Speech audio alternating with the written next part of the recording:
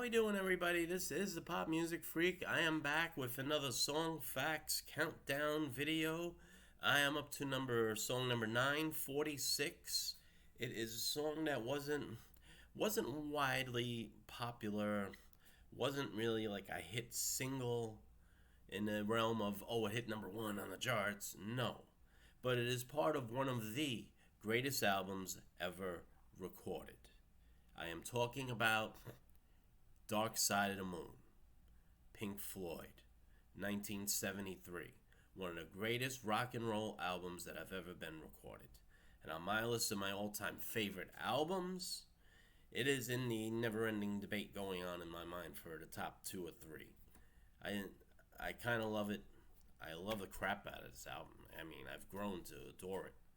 My favorite albums, if you want to know, I don't know if I'm going to do a string of videos on my favorite albums of all time. It's an idea, though.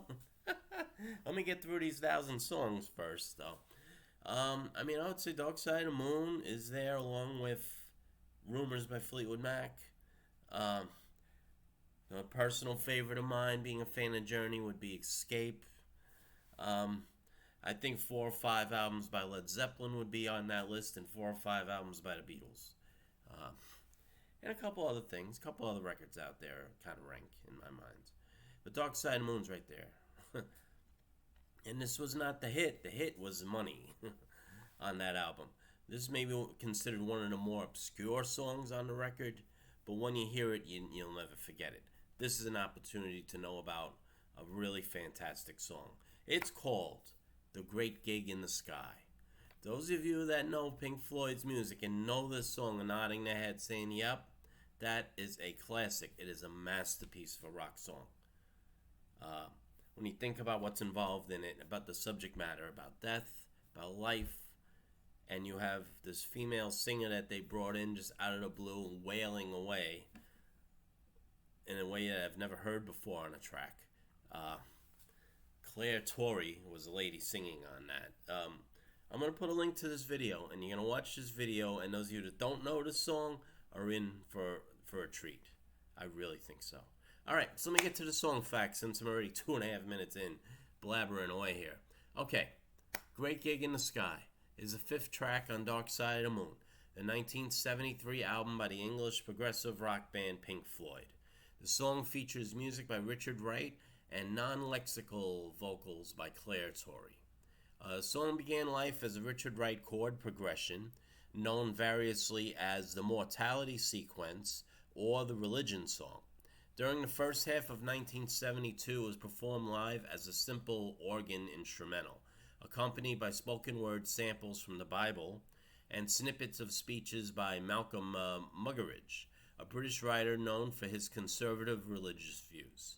By September 1972, the lead instrument had been switched to a piano, with an arrangement very similar to the final form but without vocals and a slightly different chord sequence in the middle.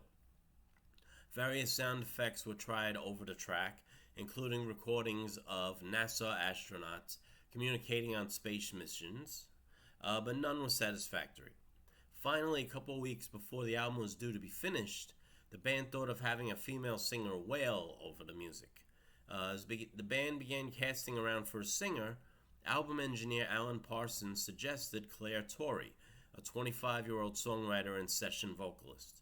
Parsons had previously worked with Torrey and had liked her voice on a Top of the Pops covers album. An accountant from Abbey Road Studios contacted Torrey and tried to arrange a session for the same evening, but she had other commitments, including tickets to see Chuck Berry that evening. So a session was scheduled for Sunday evening between 7 and 10. The band played the instrumental track for Torrey and asked her to improvise a vocal. At first, Torrey struggled to divine what the band wanted, but then she was inspired to pretend that she herself was an instrument. She performed 2 complete takes, the second one more emotional than the first. David Gilmour asked for a 3rd take, but halfway through, Torrey stopped, feeling she was getting repetitive and had already done the best she could. The final album track was assembled from all 3 takes. The members of the band were deeply impressed by Torrey's performance. Yet she left the studio with a standard £30 flat fee, under the impression that her vocals would never make the final cut. given the general lack of response from the band. By the way, 30 pounds then is about 400 pounds now. Let's see. So she only became aware that they were used when she saw the album at a local record store, spotted her name in the credits, and purchased it.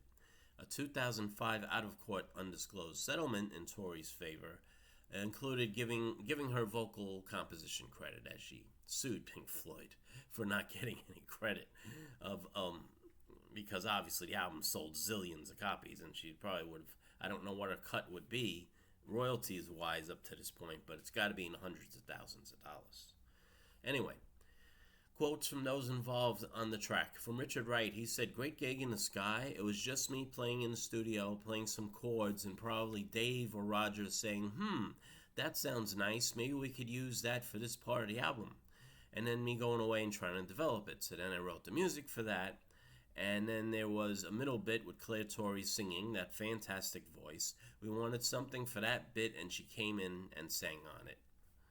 So, and then there's quotes from everyone else. Alan Parsons said Torrey had done a covers album that I was impressed with. She didn't, particularly a version of Light My Fire. I just thought she had a great voice, and we could bring her in this spot and just let loose and come up with something magical, and that is exactly what happened.